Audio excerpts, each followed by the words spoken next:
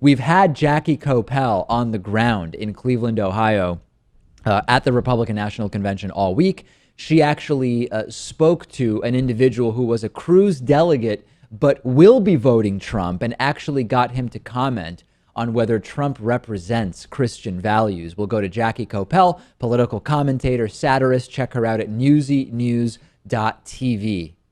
Hi, David. I'm here with James. James represents all of Texas, the entire state.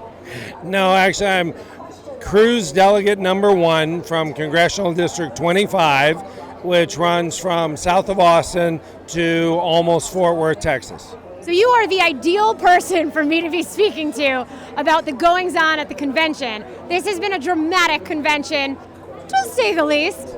I think so. It's been really interesting. So Ted Cruz did not endorse Donald Trump. True. What, as a Cruz delegate, again, you are the perfect person to be asking this to. What do you think about that?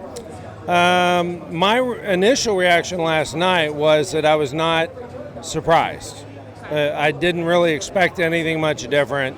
And in fact, I talked with some of the folks around me, some of whom were Trump delegates and some of whom were Cruz delegates, some of both who had already decided to energetically support Trump, and some of whom had not yet quite decided to energetically support Trump.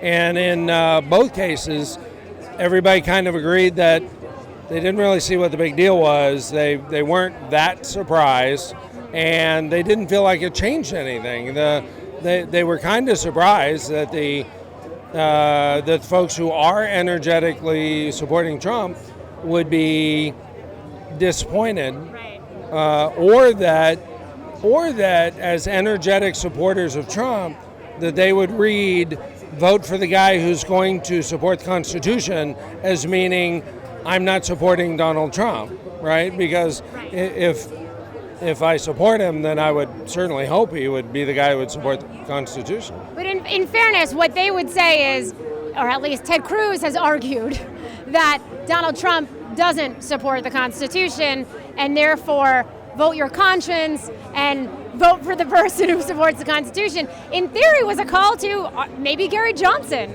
You could argue. That's what some might say. Actually, I doubt that seriously. In fact, this morning at our breakfast with him, he was asked specifically, what would you say to anyone who's considering writing your name in or going some other way? And he said, do not. He said, absolutely do not.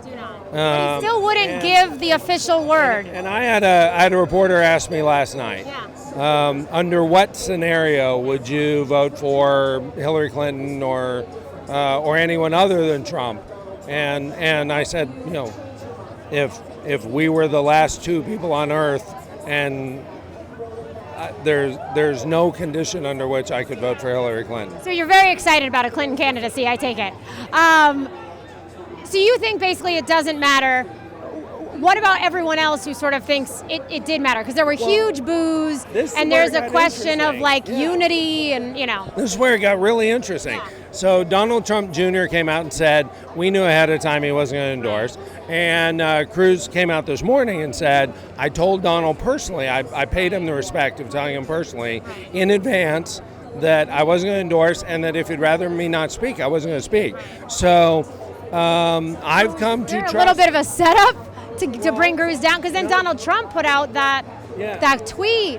I'm not trying to cause drama. I'm just bringing up all the bring up all the issues. I have come to Trump is our nominee, and I trust his judgment as our nominee. So as our nominee, if he decided it was perfectly fine for Cruz to give that speech saying exactly that, then I'm going to trust his judgment and go with it. If he decided it was fine, then it must be fine. Why did Donald tweet that out? I can't. You're not in Donald Trump's head? I'm not in Donald Trump's head. I cannot imagine. All I know is I'm willing to give both of them the benefit of the doubt that Cruz was upfront with Trump about it, which both sides are saying is true, and that Trump had some good reason to let him do it. Great. And the reality is, it doesn't matter. We need to get together. We need to beat Hillary. That's all that matters. Do you think it's going to happen? I do. You do? Yeah. Unity or nothing? I think this is a weird enough election that it's going to turn out in a way no one had ever expected. Jill Stein is apparently winning the election, according to that premonition. That would be very unexpected. That would be. It would be. Well, thank you so much. Despite the plagiarism and the drama and sort of not knowing whether we're going to believe Trump or Cruz or whomever, you're still excited?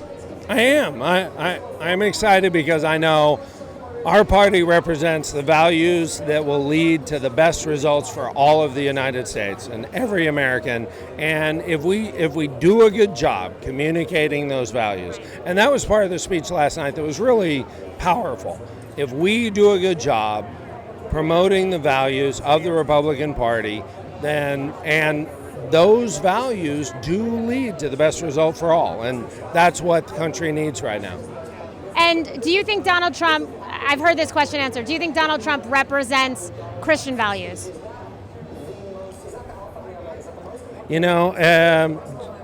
Jesus said there are only two commandments: love God, love others. That is the best sidestep I've heard in a long time. Well, he did. He said all the commandments boil down to that: love God, love others. It is not up to me to judge how someone loves someone else. There you go. Well, thank you so much. I really appreciate it. So, yeah, I mean, okay, there's one Cruz delegate here who is voting Trump. Very, very interesting. I mean, there is no doubt, Louis, that when he was asked that question, does Trump, the guy you are now supporting, does he embody those Christian values? Guy's answer was definitely not a yes. It wasn't a no, but it was definitely not a yes. And ultimately, I don't see many Cruz voters voting for Hillary Clinton. But there are some on the Republican Party, probably not the Cruz supporters, who clearly are at least considering voting for Hillary Clinton. We've heard from a number of prominent ones as well. Before, we were asking ourselves, because Trump did have an evangelical following and all of that, how can they possibly be voting for Trump when it's very clear Trump is not religious at all? Right. I think they're all putting religion aside. I don't think they even care. I mean, they're talking about it. But do they really care if they're going to vote for Trump? It is wacky. It's hard to imagine that they do, although they seem to have been convinced that along with his own book, The Art of the Deal, the Bible is his favorite book or his second favorite book. I forget now which is first and which is second. So long and short of it, thanks to Jackie Coppell and Luke Vargas for coverage all week. We will talk to them next week from Philadelphia and the Democratic National Convention. Not a good convention for the Republican Party. We'll see what happens to the polls as a result. I've talked about how people of all ages, but particularly millennials, are owning cars less and participating more in the sharing economy. And one of the more popular options is Zipcar, which gets you a car when you want it, when you need it. They offer all sorts of cars, SUVs, hybrids, whatever you need.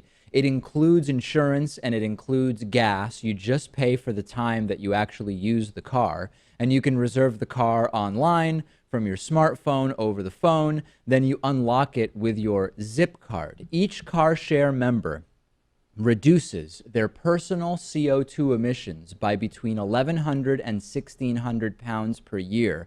For our audience, Zipcar is offering $25 of free driving credit if you sign up at joinzipcar.com/David. Support our show, reduce your carbon emissions and your spending on cars. Sign up at joinzipcar.com/David.